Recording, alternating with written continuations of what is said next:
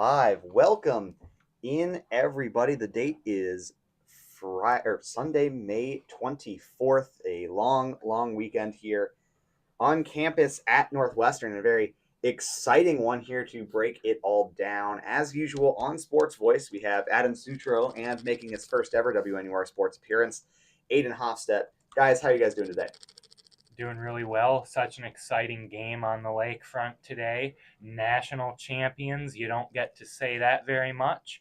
So it's just a fantastic day here in Evanston. Yeah, I mean, it's just a magical day, magical atmosphere on the lakefront.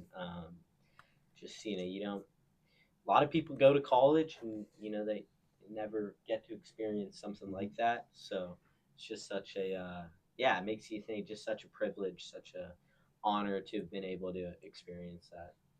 Yeah. And we'll start right there. I mean, it's the topic on everyone's minds. I'm sure her take was talking about it for, I think they were just talking about it for the full 30 minutes. The Northwestern lacrosse team takes down North Carolina 14-11 in Martin Stadium to win their 9th national championship as a program. A super exciting game, back and forth the whole time. Gabriella McAllister scored 4 goals. McAllister, not someone who typically, is a high volume scorer for this team, but able to, really up the ante there. And so a question for you guys is, immediate reactions to this game. Who was your MVP? And then, you guys saw the all-tournament team post-game. Who was snubbed from that? Well, for me, it's the same person. My MVP, for whatever reason, was not even in the all-tournament team, and that would be Maddie Taylor. If you just look at who scored the goals today, you would think she didn't have much of an impact, but she had 6 assists in the championship game, which ties a championship game record. And she also draws a lot of that defensive attention to her away from other players, which allowed somebody like a Gabriella McAllister to get through the UNC defense and score 4 goals. It seems like everybody voted before the 4th quarter of the championship. So they thought UNC was going to win. That's why it was a UNC player who was MVP of the tournament. But I think it's ridiculous that Maddie Taylor wasn't even in the all-tournament team, even if you did vote before the 4th quarter of the championship game. Now, how does the all would that be? Do they go position by position as you would with other things, or is it kind of just more of like a general we're gonna take this many attackers, this many? From my understanding, it's basically just like this many attackers. They're not putting together like the best team possible. They're putting together like the best players at every position. No, I mean in that case, I think I agree with Aiden. I don't know how she wasn't on the all tournament team. I think that's crazy. I think when you watch the game, it's still, especially when you consider how much attention they're paying to them, to Taylor.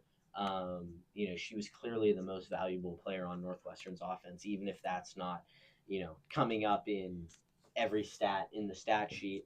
Now, Chloe Humphrey, I don't want to, I think Chloe Humphrey was phenomenal. That was the MVP of the tournament. I think she is incredible. We were face guarding her all game long, or pretty much our game plan was we're not going to let Chloe beat us, and it worked. So, how about that? And what a season she had. I don't think I would be sitting here saying that if we lost. It's easier to say that when we won. But she was phenomenal. Someone I want to talk about, though, how about Taylor LaPointe? I mean, what a breakout down, not only in the tournament, but also just, really kind of that back half of the season played, a lot of, was a part of a lot of big moments in a lot of big games. And I just think that she was so impressive. She had that late goal today where time was running down on the shot clock. She got it off with 1 second. Was that was either the tie or the go ahead? I believe I feel like it was the tie. Well, I think it was the tie. Yeah, I think it was the tie. Because Foster had the go ahead. Yeah. But yeah, I've been so impressed with how she broke out, and I think that it's been really key to the Cat's success, and it's going to be fun to have her around next year too. In the post Maddie Taylor era, she's going to be key to Northwestern continuing the fight. Yeah. I suppose to chime in on that. You mentioned LaPointe, and I do think that was a really good shout. 5 points against Colorado in the tournament, 7 points against Johns Hopkins in the semi, and then just a hat trick today. No assists, but that's because Maddie Taylor was talking all of them. But yeah, no, I mean, I guess this was certainly one of the best games of the year, and I do have a little bit of a hot take. I don't think that Chloe Humphrey winning the all tournament or at least winning tournament MVP is an incredibly awful decision. No, I think it was the right decision. I'll be yeah. I mean, I think I think she was phenomenal. Given that they selected the teams before the game started, which is the bigger problem here. That they're they clearly are weighting like how far you make it into the tournament like really high, considering that there was only one player on a team that did not make the national championship game on the all tournament team, despite some excellent performances from all around the bracket. But I think in that regard, I think Chloe Humphrey probably did have the best day or the best tournament up until this morning. I mean, some of the Northwestern players that would normally oppose her just weren't really at the top of their game through the first 3 rounds, and so I think it's not exactly an incredibly insane decision. I think, but yeah, no, I think moving. I would still keeping it on lacrosse here. I suppose this was definitely something they were talking about on her take, but where does this team go from here? This is a Northwestern team that is losing one of its greatest ever players in Madison Taylor. That is losing a lot of experience with goalkeeper Jenica Cuoco, and just a really solid lineup that's going to be significantly shaken up next year. So I guess where does Kelly Monty-Hiller take this team next year? Well, I think it's going to start how it started these past few years with Cuoco leaving. I think we're going to head to the transfer portal again for a new goalie. I have not looked into the portal too much to know who's available. I know traditionally Amani Hiller has liked goalies from smaller conferences out east. So there'll be some people to watch there. We do have 5 goalies on the roster this season. So it's possible that one of them could get more minutes. Liz Carlson is one to look at down the road because she's a first year. But yeah, Kara Nugent is graduating. Obviously, Cuoco is leaving. Argentieri, I believe, has 1 year of eligibility left. But I think the Cats are going to use the portal again, and they've had success so far doing that. So I trust Kelly Amani Hiller to find somebody in goal who, even if she's not quite as good as Cuoco who has been, I still think we're going to get a goalie that'll put us in position to go back to back. Yeah, no, I think it definitely starts on the defensive end too. For some reason, even with Taylor leaving, I just have this feeling that the offense is going to be okay. I think that there's players that will be ready to take a step up, and maybe they find someone in the portal. But I feel like with Foster, LaPointe, Cumberland, they're all still going to be around. I feel like maybe they're not as prolific as they were this year. Considering that, Taylor's just like a generational talent, but I think that, more of the question mark is, how do you replace Cuoco?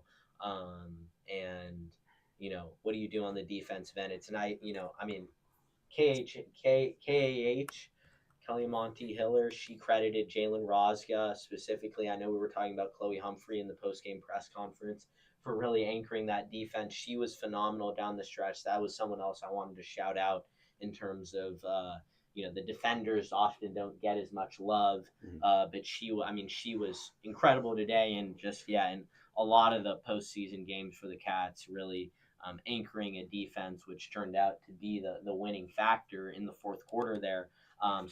She's coming back. But I definitely I agree. I think the defense is where the focus needs to be.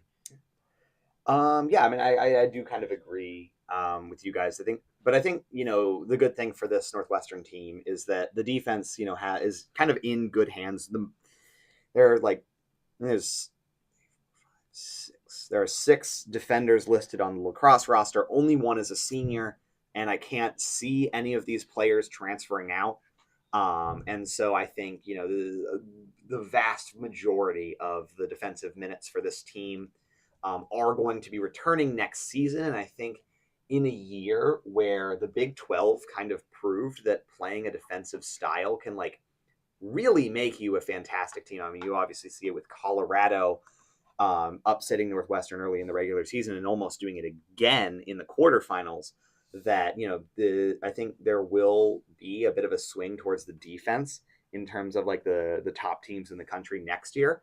And so I think a lot of the time in the offseason has to be going towards developing, this young defense and some of the midfielders who do drop back in order to create, the strongest team possible for next year. But I do think, there's certainly no reason to believe that Northwestern won't be, right back in the Final Four next year. An interesting thing that, Aiden and I were, sitting together at the game. And one of the things we noticed is that the Final Four for next year, it's been announced that it's in Philly. But when they put the thing up, they never said Philly. And so we kind of have this conspiracy theory that they're going to put it back in Evanston because of the crowd. Yeah, I think that if they're going to move it, they would kind of have to be doing that because they would move it here. Originally, Martin Stadium was not expected to have its expanded capacity this time next year. But because the Chicago Stars are going to play there until the end of the 2027 season, Martin Stadium will still be built up next spring in case the NCAA did want to move the Final Four here. It was a fantastic crowd today. I'm sure the NCAA would love to do that again and show that lacrosse isn't just a niche Northeastern sport. You can do it in the Midwest and still get a great, passionate crowd. I have nothing to base that on other than the fact that they didn't say it was in Philly. It's a conspiracy. It's very much a conspiracy I theory. doubt it. I doubt it's coming back. I could see them moving the second Philadelphia one, but not the first. Not the one it's next also when it was at Gillette last year, it had more. I think it was 10K. Yeah. So I mean the atmosphere was amazing, but I think still smaller venue. It's still. I mean, it's cool. It was. I mean, I think it was super cool for the game having that symbolic effect, having it out in the Midwest. But the sport is still rooted in the East. That's where the revenue is. It was interesting. Jenny Levy actually, she was talking. She wants to find a permanent venue.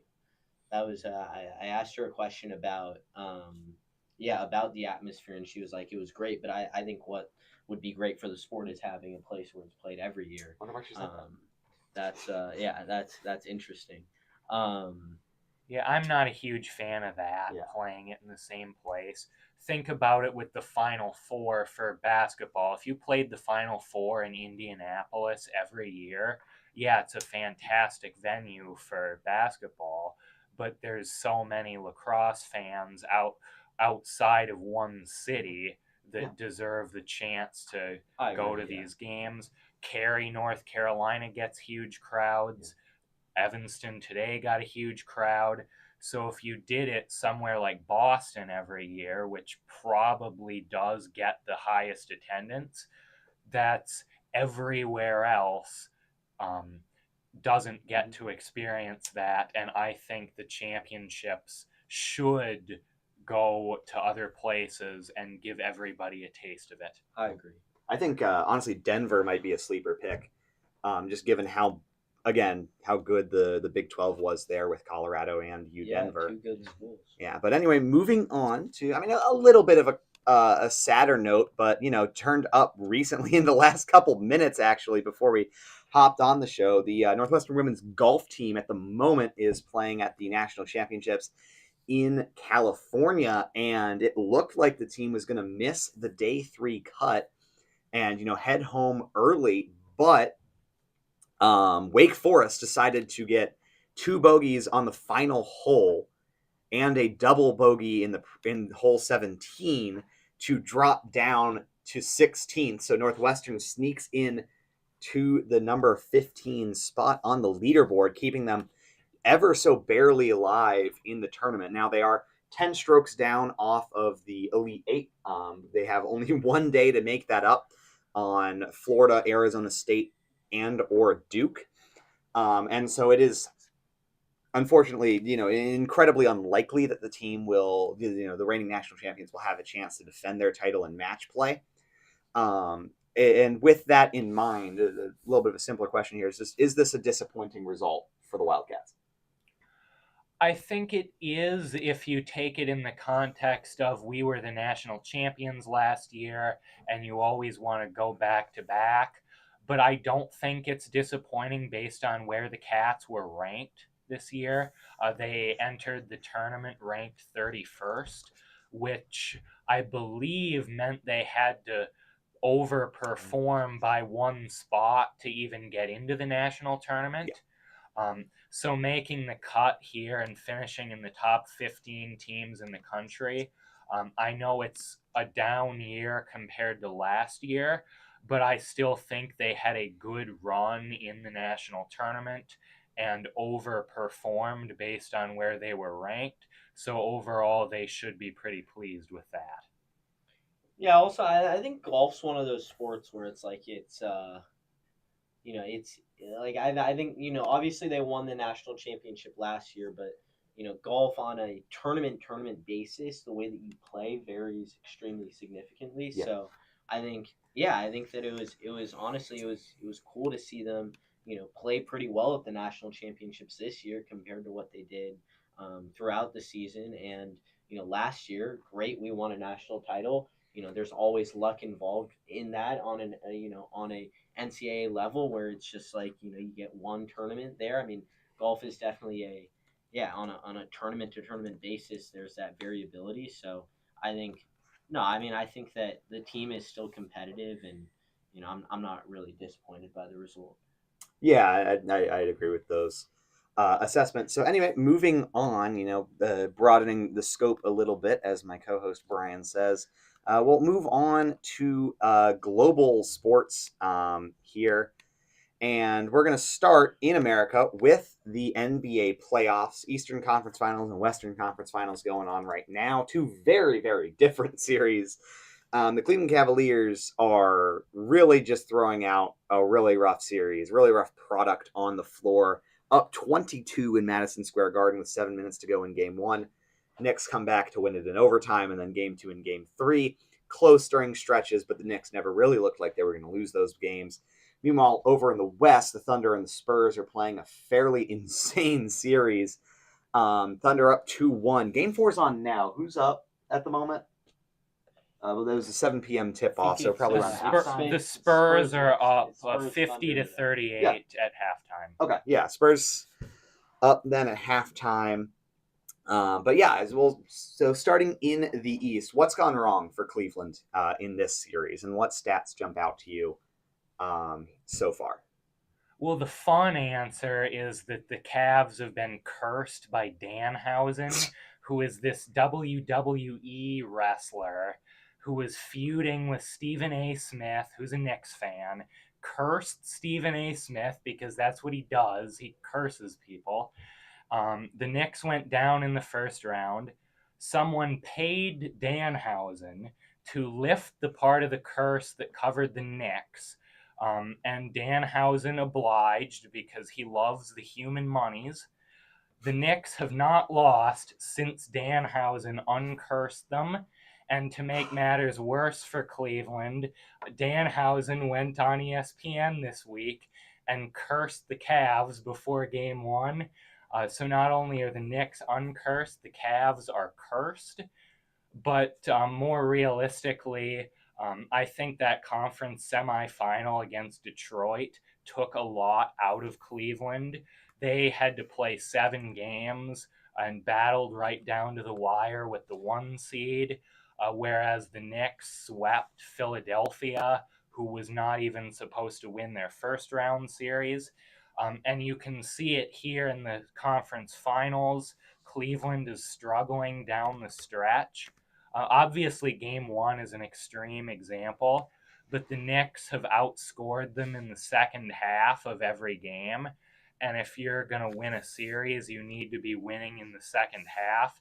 And the Knicks have been doing that. Cleveland has not been able to figure out how to win games down the stretch. I think the Cavs are taking too many threes. I think that you can make an argument that the Knicks are just a better team. I think that there's obviously there's only so far as any roster can take you, but the Cavs 24th in the NBA in 3-point percentage. They took 13 more threes than the Knicks in Game 3. They've been taking more threes than the Knicks pretty much all series long, and they've been shooting less than 30%. And maybe that's a result of them feeling like they I don't know that they don't have the upper edge inside. Maybe they're afraid at attacking that Knicks interior defense. But I like Donovan Mitchell going downhill. I like James Harden can get downhill. I think that they've been settling too often on the outside. There's no reason that they should be taking 50% of their field goal attempt with the composition that they have on offense. Mm-hmm. There's no reason that that's the way that things should break down. And so, yeah, I think that it's probably easy to say the Knicks are the better team, but I think the Cavs have. I think that they could have put up more of a fight. So it is a different, disappointing result. Yeah, I think there's definitely a lot of merit to both of those. Just watching this series as a depressed Cavs fan, they definitely are shooting too many threes. I think that's something I've noticed. Like, Harden has not been shooting his best at all, and so I think that's certainly hurting the Cavs. And then also, it's a team coming off of it's a team coming off of back-to-back 7-game series, taking on a team coming off of the back of like one of the easier series they've had in a while. So I think and also I think the Knicks are the hottest team in the NBA right now. Maybe the curse does mean something. But heading over to the West, then Thunder up 2-1 on the Spurs, but the Spurs have a lead at halftime of Game 4. And this series just has been insane so far. Simple question: who's going to end up emerging from the struggle? Well, I think OKC is still the best team until proven otherwise. I do think this is the true NBA Finals, unless Danhausen can keep working his magic. These are the 2 best teams in the NBA. But San Antonio's best shot is having Wemby shut down SGA, and that hasn't really happened in this series. Wemby's the defensive player of the year. He's got a huge height mismatch on SGA, but SGA is still averaging over 26 points a game. So he's still contributing really well to the Thunder. And I think he would really need to get shut down for the Spurs to win this series. I wouldn't be shocked if we go 7, but I can't pick against the Thunder until the Spurs have proven they're clearly the better team. Yeah, well, I think the most interesting part about we talked the Spurs are up 12 right now. Mm-hmm. I think we see Fox and Harper back tonight, and I I've been in the radio show all night while this game's been going on, so I haven't been able to see that on the court. But now that the Spurs, they had Harper back. Harper got injured in that game too. He was kind of, he played game 3, but he wasn't, really 100%. And so now that they've got Fox back too, up 12, I wonder how that's looking, because I think that having that guard depth, especially against a really strong defensive team like Oklahoma City, that allows Wemby to just get a little bit more space on offense, and he's got 22 right now, through one half. And so I think Spurs win game 2, then it becomes fresh slate, 3-game series. And if the Spurs are feeling healthy, yeah, so what I'm just gonna take San Antonio. I'm just gonna do it. I think if they win tonight and their guards are healthy, I think that they can get it done. But if not, especially if they lose this one, obviously you would go to OKC. Yeah, I mean, I've been someone who has been, who has picked the Spurs in this series from the start of the playoffs. I think that, the Spurs have kind of genuinely dominated the Thunder in the regular season. For one, was that season series. Obviously, most of those close games, but still. And then I think, for the Thunder, I just don't think they can really figure out Victor Wembanyama. He's called the alien for a reason.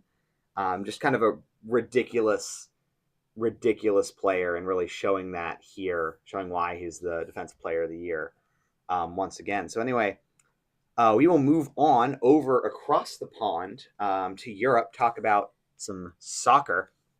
And we have the championship final was this week, the second tier promotion playoffs in England, known as the richest game in football, because just of the financial windfall you get of getting promoted to the Premier League, of TV deals and the like.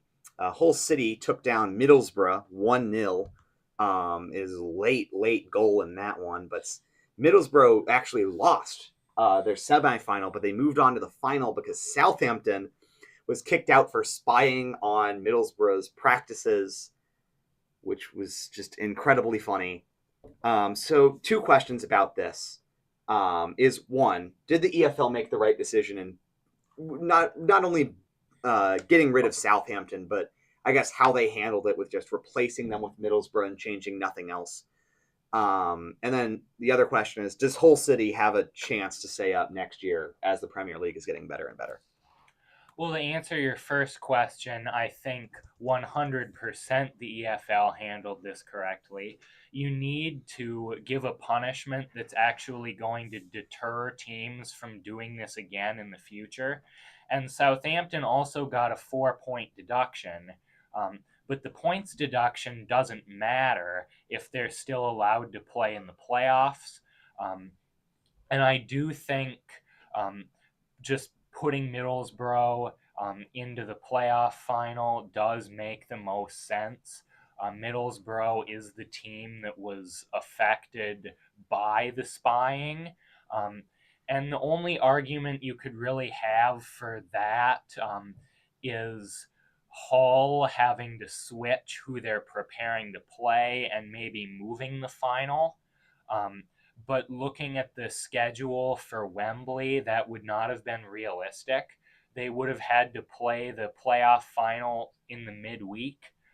The League One final was there today. The League Two final is there tomorrow.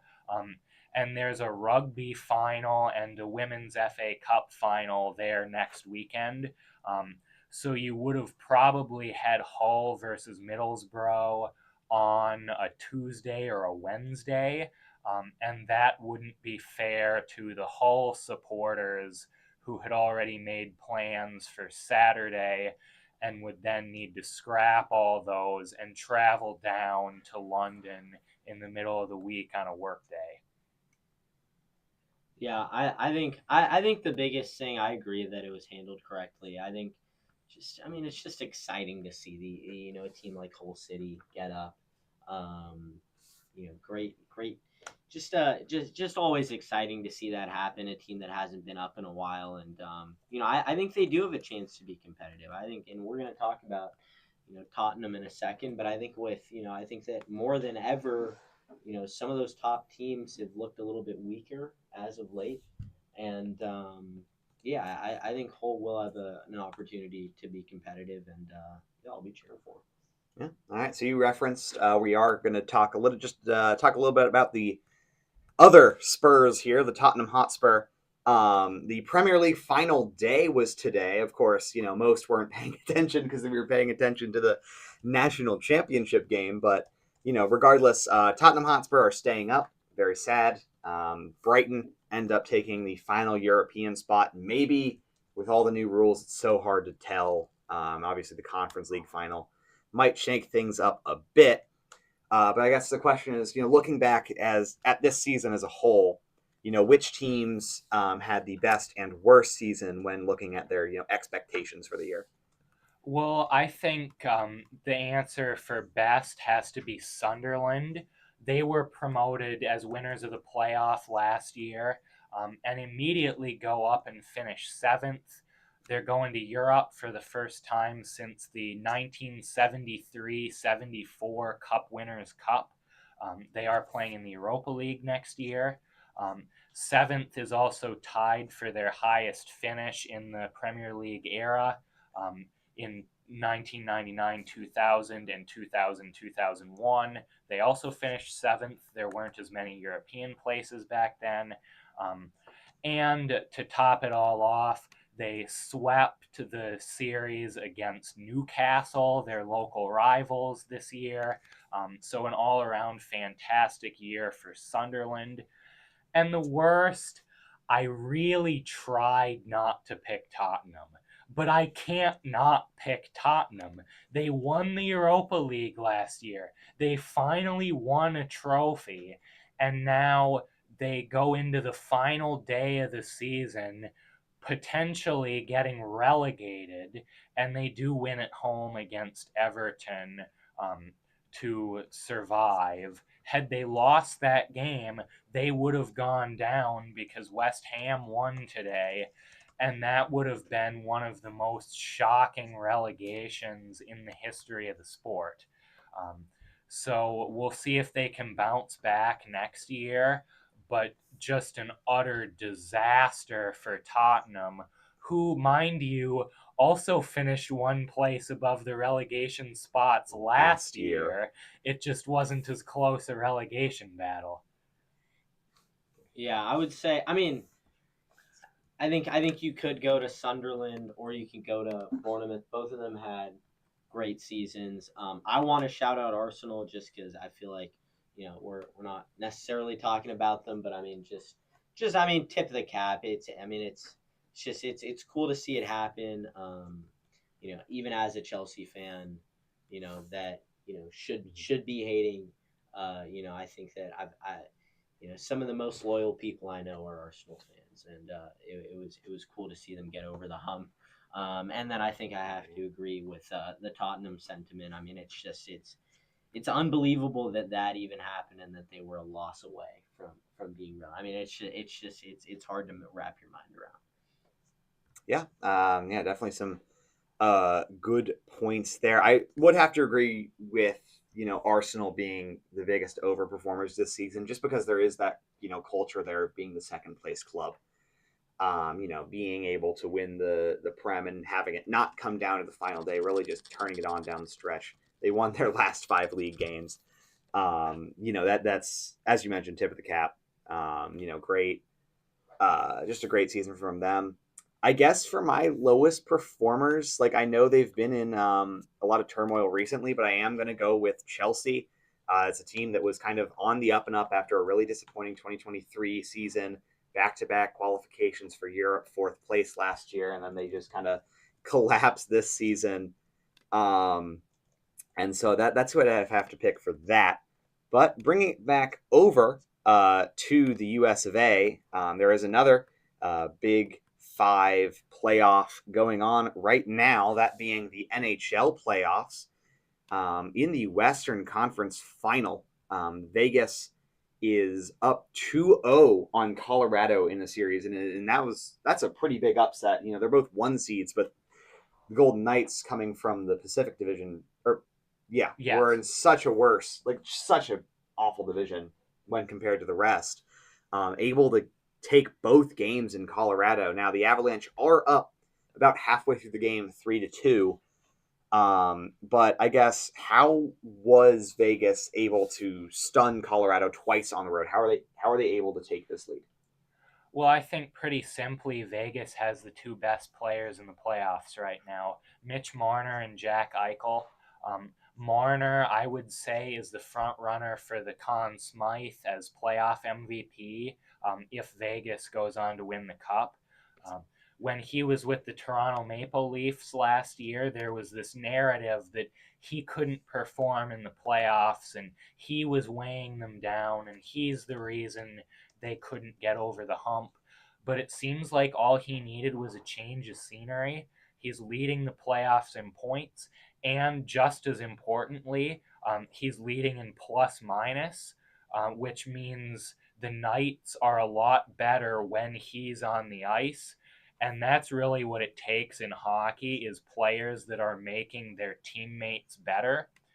And of course, Jack Eichel is another guy who left a struggling Atlantic Division team, the Sabres, back in 2021 and has found playoff success with Vegas. Um, so I think those two players are really what's powering Vegas to being the favorites in the West now, which I would not have believed a month ago when it looked like the Avs were just world beaters. Yeah, I think I've been shocked by it as well with what the Knights are doing. I think I think Marner. Yeah, I mean Marner's been the front runner there, but I mean I think Frederick Anderson, if we're talking about the Conn Smythe, has just been unbelievable. .950 save percentage, 1.12 goals against average, and those stats might be a couple days dated, but he's been incredible. Yeah, you mentioned Anderson, of course, the goalie for the Hurricanes. They're tied with the Montreal Canadiens in the Eastern Conference Finals. That series 1-1. Now, next game tomorrow at 7. But we will move on from national sports. Now, to open the show, we talked about one of the biggest competitive events on campus, perhaps the biggest competitive event on campus since the very first men's basketball NCAA national championship game way back in the day. Well, it's time to trump that. Viewers, guess it's time for Pick'em, the greatest show on radio. And so we will begin. I will begin by explaining how this works. There will be 3 questions of varying levels of sanity, and you will give me your best answer. I do not have Brian with me today, so it will just be me voting. So no overtime possible, unless I really think you two were really tied on an answer. I won't, adjudicate that as a tie. So you will get those 3 questions. You will give me your answers. After all of those answers are collected, we will go over and do the votes. So we will begin with yet another starting 5 pick'em. That is the title of this one. Inspired by the lacrosse championship on campus today, you both need to pick a starting 5 of the greatest championship games of all time, notably not series. So if it is from a series, it would have to be a game 7 type game where it's winner wins the chip. To make it more interesting, each one of your games has to come from a different sport. Whoever wants to start, and then you will alternate who starts throughout. Okay, I think I can start this one. So we'll start with soccer. 1999 Champions League final. Man United going for the treble against Bayern Munich, who was also going for the treble, even though they would end up losing the DFB Pokal final the next week. Bayern is up 1-0 at 90 minutes. Man United scores twice in stoppage time to win the game, win the first treble ever as an English team. Then I'm going to head to college basketball. The 2016 NCAA Men's Basketball National Championship in Houston between Villanova and North Carolina. I am sorry, North Carolina fans, if there are any of you listening. This will be a rough show for you. The Tar Heels tied the game with a 3 with less than 5 seconds left. Villanova runs the floor, and Chris Jenkins hits a buzzer beater to win the game for the Wildcats, giving them their second national title. Now, I will do one from a series.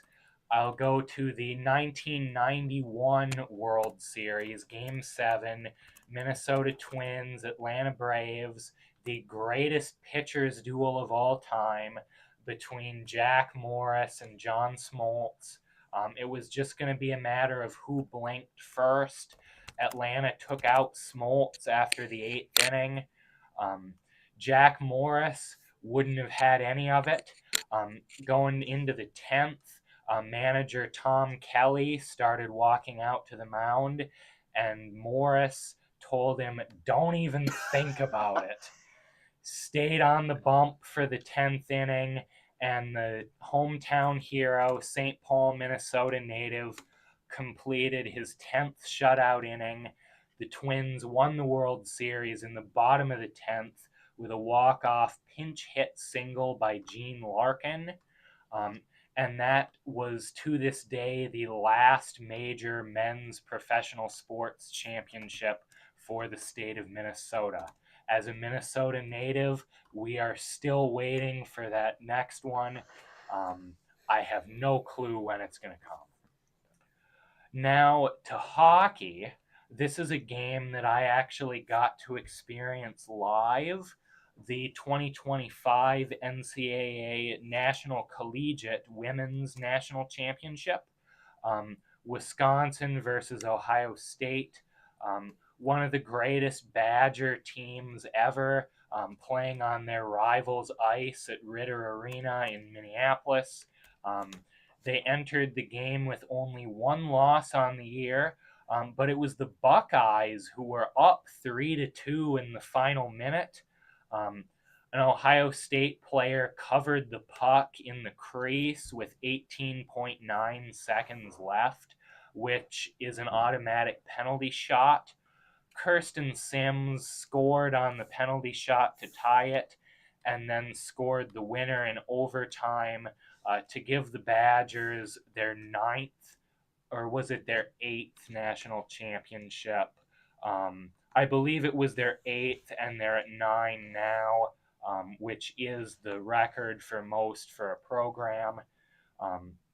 And then we'll finish this list with the greatest game ever played. The 1958 NFL Championship between the New York Giants and the Baltimore Colts.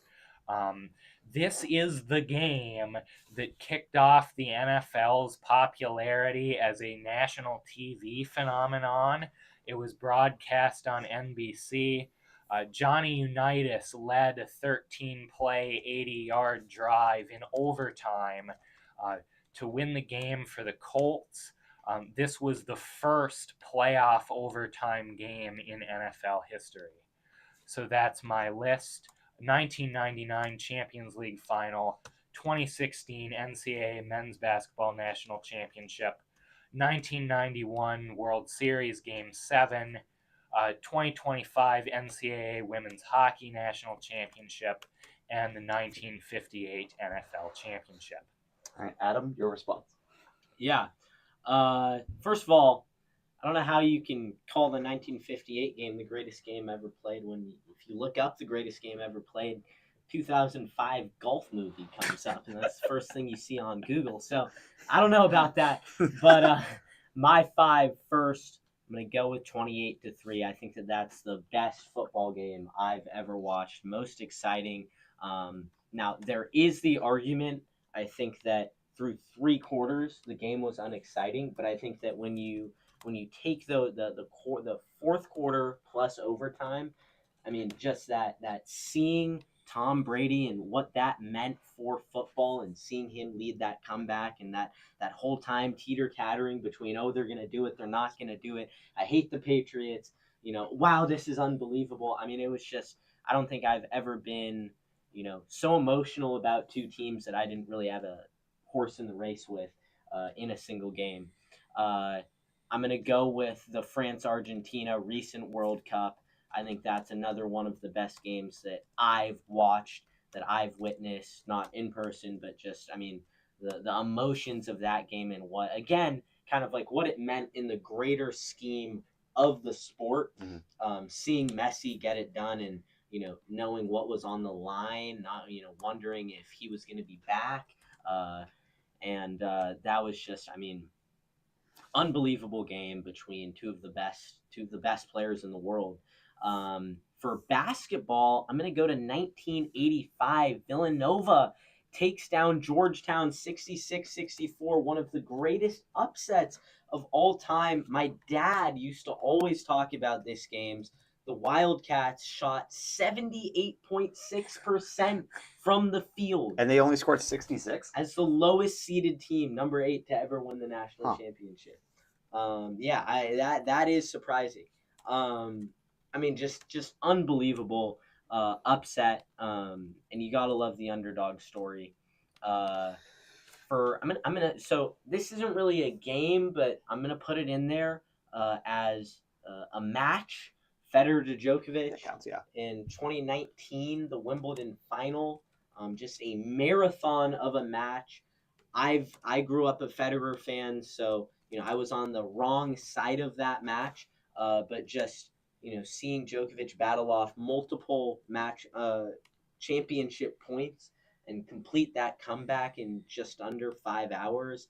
I mean, just an unbelievable match between, again, with the broader stakes being these are two of the greatest tennis players of all time duking it out.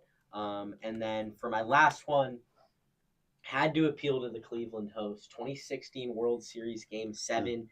You guys lost. Hold on. You lost that game, but I think that that it was Cleveland was in that game, and it was one of the best games. So you go with the 2016 series that we lost? You lost the game, but I think it was a great game. To appeal to me, you picked the single worst baseball memory of my life. Yeah, all right, I mean, that is a bull, especially with blocked by James right there. Yeah, are you trying to win? But LeBron. Well, so I mean, I'm a Warriors fan, so I can't take blocked by James. Fair enough. But LeBron was at the Game 7, yelling his hat off for the Indians at the time. So I think that was another phenomenal game that I remember. That was Joyce. Anyway, we go ahead to the second question. We have a Tottenham away, Olé, named after a couple of championship sides doing that chant when they thought Tottenham was going to go down. Unfortunately, not the case. But European soccer fans are famous for creative chants, many at the expense of other teams, their fans, or their players. Northwestern Soccer is in desperate need of ultras, and you've been assigned the task of starting the songbook. You were tasked with coming up with a creative soccer chant that will strike fear into the hearts of visiting players. This can be something general or a chant for a specific situation, opponent, player, etc. Adam, you will go first. Okay. I think that there's some. So first of all, not a big soccer guy. Had a tough time with the songbook here, but I think that there's something to be said about the most intimidating aspect of Northwestern being, the fact that, a lot of the players on the other teams, they, no matter how, even if Northwestern was this powerhouse soccer program, we pride ourselves on having some academic standards. So I think something along the lines of, you didn't get in, so why try to win? That's kind of that's going to be the foundation of my songbook rhyme there. I was kind of thinking along the same lines. I actually took a chant that is normally sung at Bristol City fans, adapted it for our lovely rivals down in Urbana-Champaign. Yep. It goes, I can't read, I can't write, but that don't really matter, 'cause I'm a Fighting Illini fan, and I can drive a tractor. And UIUC is one of the best agricultural schools in the country, Mhm. so they should be happy that we're complimenting them on their skills with farm equipment. Yeah, I mean, it's good pick there, good picks. And so we go to the final pick'em of the night, and it's called "And with that, the 2025-2026 season is over." So, given that the college sports season is almost over for Northwestern, probably just likely one more day of golf. It's a good time to reflect. You have been given the power to flip 3 NU results in any sport over the entire year to bring about the biggest positive shift in the season. Don't worry, changing the results won't result in a temporal paradox, hopefully. Aiden, you will go first. Well, I think our first choice is pretty obvious here. Football against Michigan at Wrigley, that ended in a 24-22 loss, but that really felt like a special day. Big noon kickoff was there. Michigan was up for a lot of that game, but the Cats just wouldn't go away, took the lead in the fourth quarter. It would have been Braun's signature win in a stadium that's over 100 years old. And you wouldn't even need to change all that much. Just have Michigan miss the field goal at the end. Have the wind blow in. Wrigley Field's known for its wind. Have that field goal hook wide.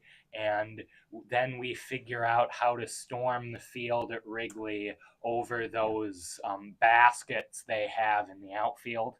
Yeah, that is probably of all of the places that I've been to this year of like sports places, that would have been the most dangerous to storm the field, because the only safe way I can think about it is because if the viewers want to look this up, we were in the Budweiser stands basically, and you would have had to like climb over this like chain link fence and then hop onto the goalpost and then slide down that would have been like the only realistic way to storm the field, and that would not have been en masse, I assume. So yeah.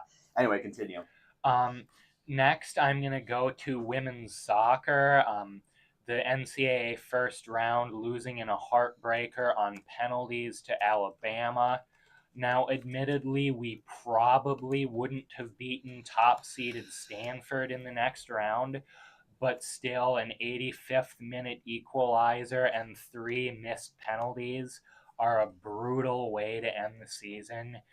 And I wish that we could have at least won that game, gotten a tournament win, and not had to deal with the heartbreak of a penalty shootout. And then I'm going to go completely unrealistic for number 3, wrestling against Penn State. We lost 51-0, which means none of our wrestlers won. This would have been the biggest upset in the NCAA this year, if not this decade. In any sport, in probably. Any sport. Yeah. It would have ended Penn State's record for consecutive dual wins at 79. And as a son of 2 Penn State alums, I would have been able to hold that over my parents for the rest of my life, that we were the team to end the greatest run as far as dual meets go in the history of college wrestling. So yeah, football versus Michigan, women's soccer versus Alabama, wrestling versus Penn State. Let's flip those. All right, Adam. So I can't flip any of those, right? You are very much allowed to. I'm allowed to? Yeah. Yeah. So I had wrestling as well. Okay. I think that's. I think that. I don't even have to. He explained it better than I can. So, wrestling versus Penn State, I'm going to put that down. And then I think for the other two, I think that the sports where the most Northwestern fans were, and when you expand the broader Northwestern fan base, whether it's righteous or not, it's men's basketball and it's men's football. Yeah. And I think if I'm going to go with a different football game, however, I think it would have been a more monumental win had the Cats beat Oregon on the lakefront. I think that's even more unreal. We were never in that game, but I think that, game day was on campus. That was probably the best attendance we got at a Martin's Stadium game. We would have been able to storm the field. Sure. More students were at that game because it was on campus, and that would have created this. That was an early season game that would have created energy that would have flowed into the rest of the season. And then for men's basketball, I think if we had taken down Michigan and Welsh Ryan, I mean, that would have been unbelievable. We were close. I want to say somewhat, not really, but if we had got, I mean, I think you could really go with the Michigan or the Purdue game, but if they had taken, made one of those big upsets, I think that would have just been. I mean, I think we all would have remembered that as, outside of what happened today on Martin Stadium, as one of the most electric parts of the season. All right. Well, we have gone through all three pick'em questions. Fantastic responses from both of you for all three, but now is the moment of reckoning. Now comes the voting. And so we started with yet another starting five pick'em, where our two contestants had to pick the 5 greatest championship games of all time, with the caveat that they had to all be in different sports. Aiden picked the 1999 UEFA Champions League final, Manchester United 2, Bayern Munich 1. The 2016 NCAA Men's Basketball Division I Championship, where the Jenkins buzzer beater for Villanova over UNC. The 1991 World Series Game 7, where the Minnesota Twins beat the Atlanta Braves 1-0 in Game 7 in an incredible pitcher's duel that lasted 10 innings. The 2025 NCAA National Collegiate Women's Ice Hockey Championship, Wisconsin 4, Ohio State 3 in a late comeback, and the 1958 NFL Championship between the Baltimore Colts and the New York Giants that ended 23-17 in favor of the Colts. And then for Adam, you said Super Bowl 51, notably the 28-3 game. The 2022 World Cup final, where Argentina beat France in penalties. The 1985 NCAA Men's Basketball Division I Championship, where Villanova beat Georgetown, becoming the lowest seed to ever win the tournament. The 2019 Wimbledon final between Novak Djokovic and Roger Federer, where Djokovic won in a 5th-set tiebreak. And then the 2016 World Series Game 7 between the Cubs and the Indians. Adam, you really just shot yourself in the foot here. Yeah. I mean, I when you said I'm gonna appeal to the Cleveland Post and then said 2016, I'm not sure. Like, I don't like being reminded of the Cub of that one. Every time it comes up in like the Northwestern's like Chicago Big Ten team, they always show that highlight. And so certainly a major negative towards yours, considering, I mean, some of the, I think I probably would have gone with yours otherwise. I bottled it. But so yeah, we're gonna go with Aiden here. So he will take a 1-0 lead. And then for the second one, we had Tottenham away, Ole, Ole, where you two had to pick a chant for the first ever like real Northwestern soccer chant for the new season, kind of bring in a supporter section and be a very strong chant. But I think, so Aiden went with the anti-Bristol City chant, like the that is basically insulting the intelligence of the fans of, in this case, the team down south, the UIUC Fighting Illini. And Adam, you went with a similar thing. You went with a similar vibe here, but less of the European connection, with like something built around you didn't get in, so why try to win? Less execution. I do once again think I am going to go with Aiden's here. I think connecting it to an actual English side, or just an English thing works the best. So congratulations, Aiden, your first ever show, and you have become the Pick'em champion. But still one more game, or one more pick to M. And with that, the 2025-2026 season is over, where you had to select 3 Northwestern results to flip over the course of the entire season to bring about, like I said, greatest positive shift in the season. Very vague. Aiden, well, both of you said wrestling versus Penn State. Aiden, you also added football versus Michigan and women's soccer versus Alabama in the NCAA tournament. Adam, you also went with Oregon football and men's basketball versus Michigan. Very oddly, neither of you said softball versus Penn State in the tournament, in the Big Ten tournament. I feel like that would, I think if I had gone through that one, that I think would have been a lock for me, just because I think that if you flip that game, Northwestern heads to a tournament that they wouldn't have been in otherwise. But regardless, that's not what my decision. I think my decision here, I am going to go with Adam's picks here. I think that, Aiden, the women's soccer at Alabama certainly would have been a major, flip. But I think, as you mentioned, the team likely would have lost out to Stanford in the next round. Northwestern coming in as a 9 seed, not really great expectations. Getting into the tournament, is already a strong showing.